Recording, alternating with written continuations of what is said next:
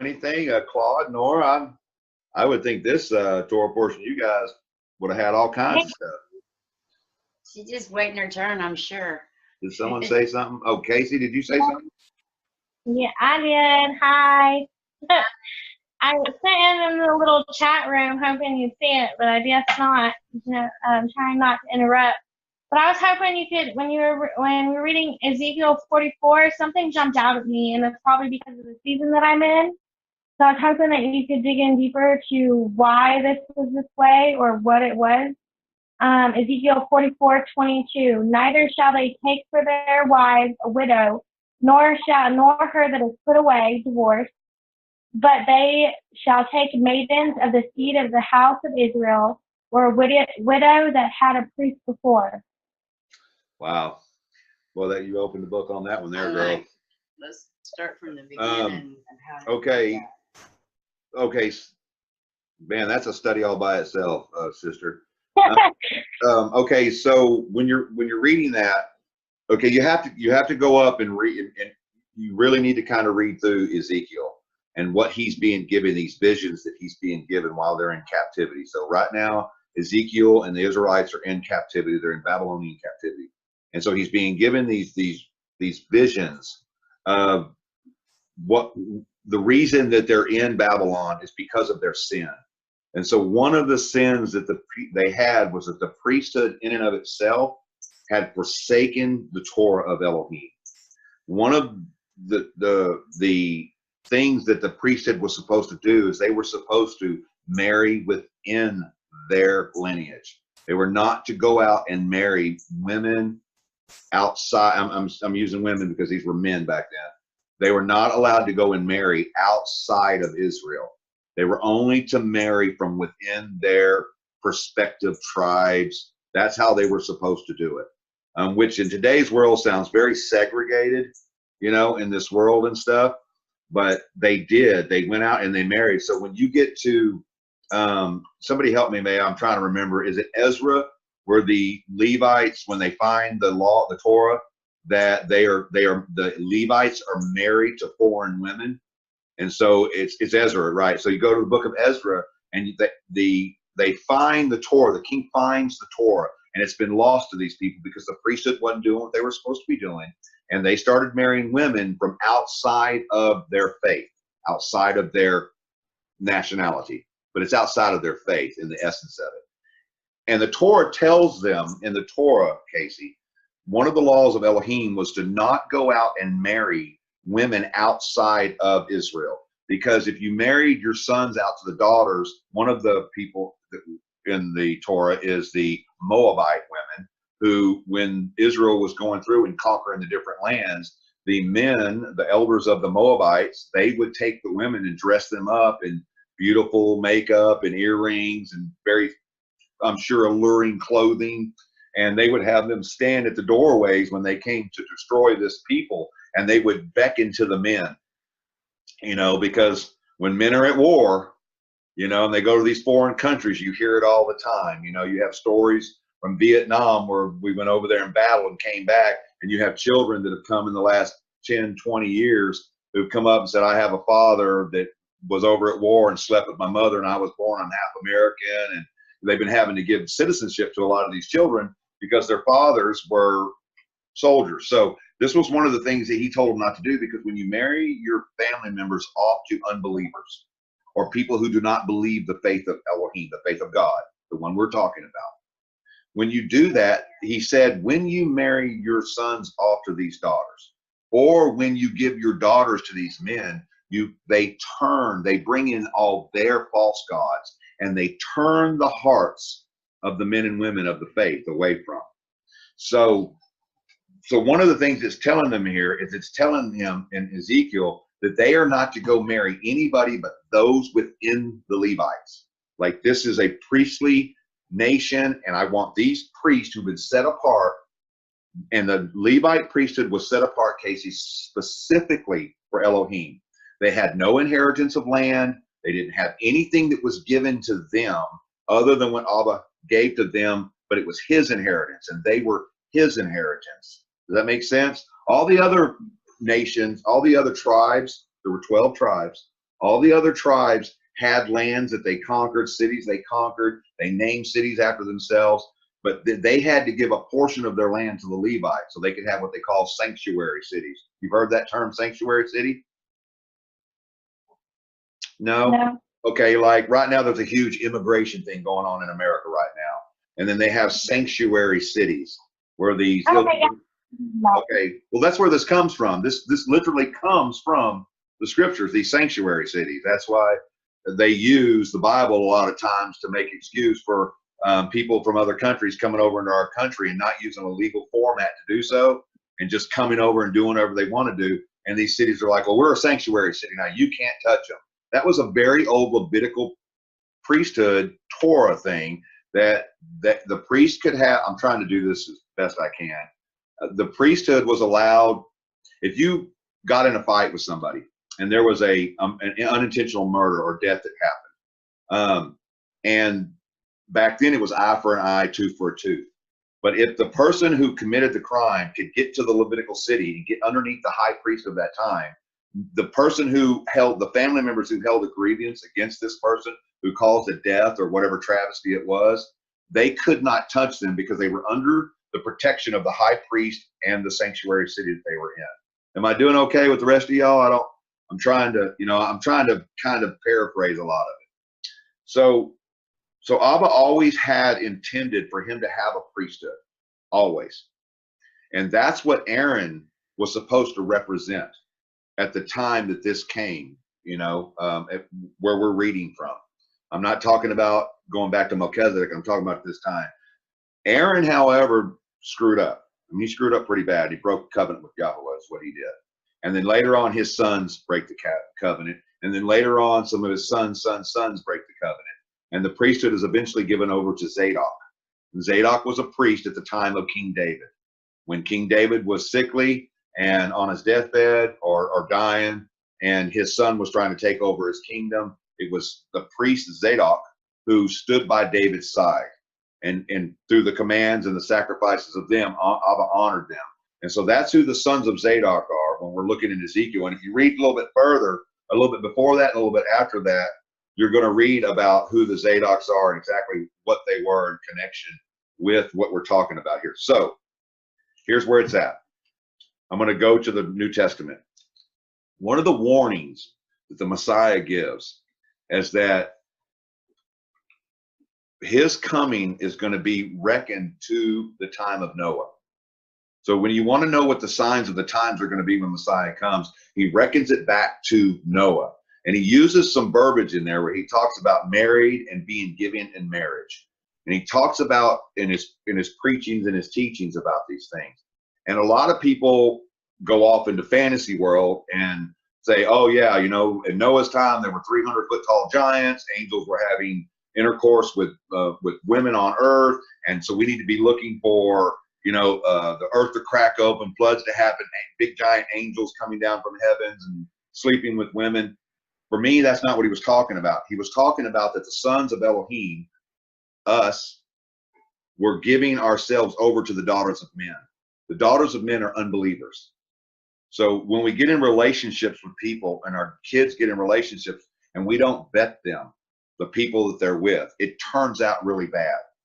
And so Abba's trying to tell Ezekiel here that you go and command these people. They've screwed up my covenant. They've disobeyed me inside of the tabernacle. They brought bad fire to me. They brought bad sacrifices to me. They worshipped other Elohims. They set up idols inside of my temples and what have not. So I'm coming to bring judgment on them because they're in captivity right now. And I need to set up my priesthood. So now I'm going to tell you how my priesthood is going to be. The priesthoods that did all the idol worship and went after all the other women and they went after all these other ungodly things out there, these people are still, because I made a promise to their forefather, going all the way back to Aaron, but really Levi.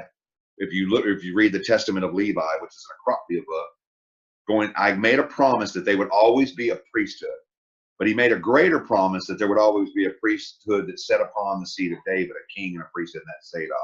So he's separating the whole community of Levites, and he's pulling out a set apart remnant out of the Levites, which is what when we say we're holy, that word is kadosh, and that word kadosh or kadosh, holy, means to be set apart. So it's like you take a lump of dough and you pull a piece of the lump of sourdough off, and that's the next piece you use for your next loaf of bread. So he's pulling Zadok aside, and he's telling them, I do not want you going out and marrying anybody who's not Levi. It has to be from your people, is who it has to be from. Because out of the line of Zadok and the Levites, I'm going to produce a seed. Eventually that seed is Messiah. Okay, Casey, are you tracking with me a little bit? Okay, we call him in Hebrews, he is called MalkyZadek. So you know that name? Okay, in Hebrew, that is MalkyZadek. My king is righteous. That's what that word is. It's translated as Melchizedek, but it's really translated as Malky, or Malk means king. The E is my, or toward something, my, and Zadok, righteous. That word Zadok means righteous. So whenever you see in the New Testament that we have to have a righteousness, in Hebrew, they would be saying, you need to be Zadokah. You need to be as Zadok. You need to be a child of Zadok in the spiritual sense of being righteous. And that's where we get MalkyZadek. Our king is righteous. He comes from that very line of Zadok, but going back even further than that to the original Melchizedek, which is an order that's happened all the way through the scriptures. Is that helping you? So we as a people, you should not be going out and marrying an unbelieving man. You should not do that. You may, however, have a relationship where you come to salvation and your spouse may be an unbeliever. But you don't have to leave that spouse. We're not being commanded. Paul, now this is Paul's interpretation, gives that if that spouse will live with you in their unbelief and allow you to believe and be who you are, hey, maybe through your gentleness and your quietness and through your love, maybe you will win them over. Maybe they will see and their hearts won't be hard and their ears will come unclogged and they'll hear the voice of the great shepherd, and they'll hearken unto that voice. But if they won't, or they're treating you bad in that marriage, you're not bound to that marriage because they're an unbeliever, and light and darkness shouldn't dwell together.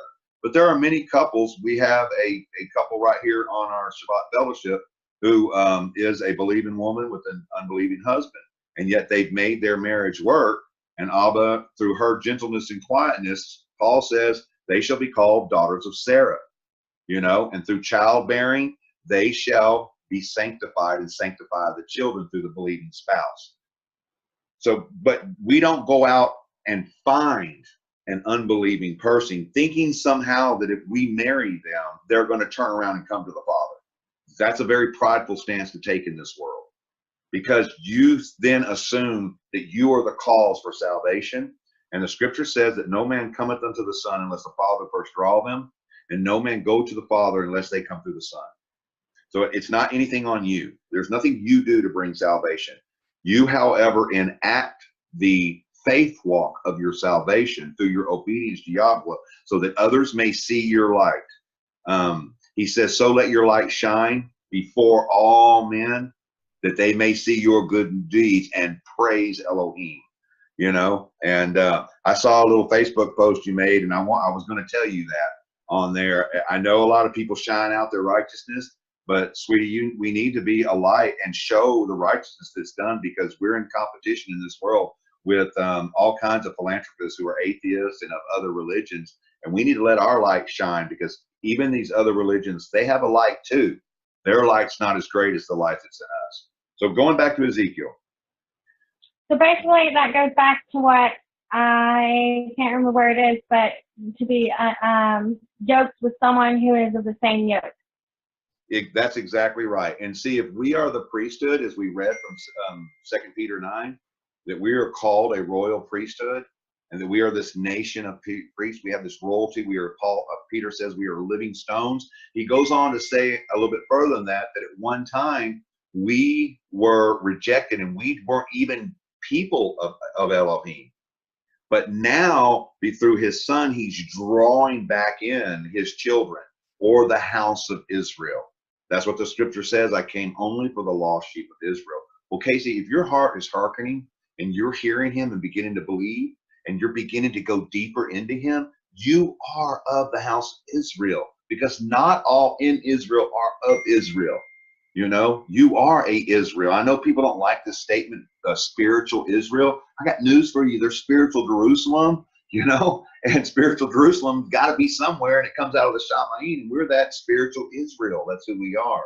So in your life, as a single mother, you should not be entertaining unbelieving men, you know, as far as like romantically, you know what I mean?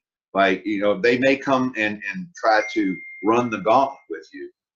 But see, you have to be strong enough to say, look, you know, where's your faith at? What do you believe? Who do you believe? Do you believe in the Son of the living God? Do you believe he came in the flesh, died, 3 days later he rose, and, you know, and he's the cause of the forgiveness of our sins, and there's everlasting. And if they're like, oh, I don't know if I believe that, you turn away from that. You should only be marrying the priest.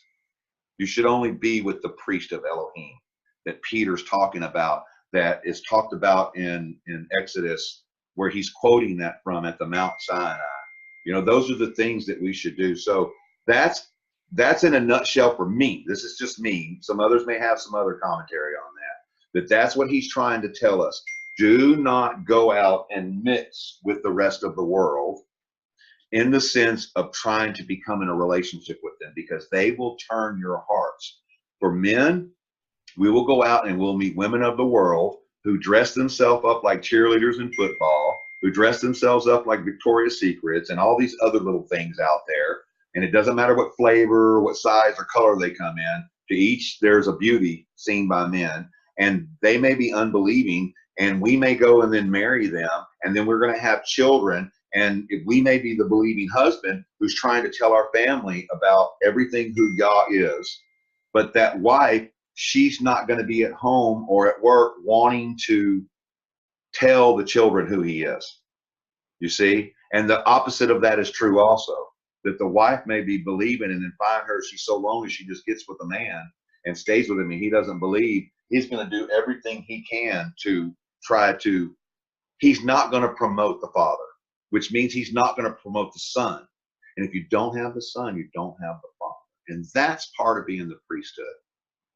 And that's what Ezekiel, and we say Ezekiel, but the truth be told is what Ezekiel is doing is he's actually speaking through the Ruach, through the Holy Spirit, is using him as a, let's say, a shofar. And the Spirit is bringing forth this to him. And so the Spirit through Ezekiel is trying to tell us a future application of what this priesthood was going to be like. And that's who we need to be. We need to be the kind of people who are not caught up in the days of Noah. We're not mixing in marriage. And that's what they were doing in the days of Noah. They were mixing with the sons of men. We don't want to be with the sons and daughters of men. We want to go give them the gospel. We want to love on them and show them through our walk. We can't, as Paul said, leave this world. We're in it, but we're not of the world. We do not participate in the worldly things. However, we can't leave the world. We have to dwell in it. But what we don't do is we don't marry up, not with our faith. You shouldn't even, as a believer, go into business with an unbeliever, you know, or anything like that at all. You shouldn't do anything like that at all, as much as possible. Now, I might be putting a fence around it too much for, I don't know, but this is how I think about things. Because you can't assume because you believe, that's going to make everybody else believe. That's foolish thinking right there. And we don't want to have that kind of thinking in this world. We want to have wisdom in this world. And we want to have wisdom that comes from above, which is pure and spiritual and teaches us about the heavenly things. We don't want to have the worldly wisdom, which is where we get lonely, and lonely sets in for desire to not be alone. And then that desire starts to overwhelm us in our flesh, and then the lust kind of comes in. And anything outside of Elohim is not a good lust.